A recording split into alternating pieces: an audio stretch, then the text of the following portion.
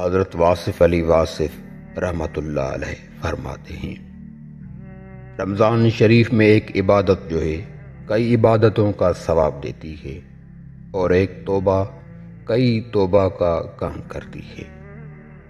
اگر آپ صاحب ادب ہیں تو آپ کا روزہ قبول ہے۔ روزہ آپ ادب سے اور محبت سے رکھیں، اللہ تعالیٰ آپ کو بہت انعام دے گا۔ روزہ اور سجدہ انسان کو اللہ کے بہت قریب کرتے ہیں۔ جس کو رمضان نصیب ہو وہ اس میں روزے رکھ لے۔ اگر بیمار ہو یا سفر میں ہو تو اگلے مہینے روزے رکھ لے۔ اگر روزے نہ رکھ سکے تو مسکینوں کو کھانا کھلائے۔ رمضان شریف کی فضیلت یہی ہے کہ آپ اللہ کا حکم مانتے ہیں، اور یہ سب سے بڑی فضیلت ہے۔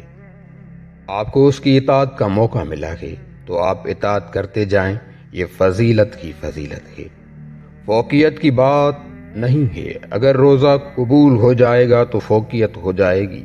ابھی تو آپ روزے رکھیں، روزے قبول ہو گئے تو آپ کو اطلاع مل جائے گی کہ اس اللہ نے روزے قبول فرما لیے ہیں۔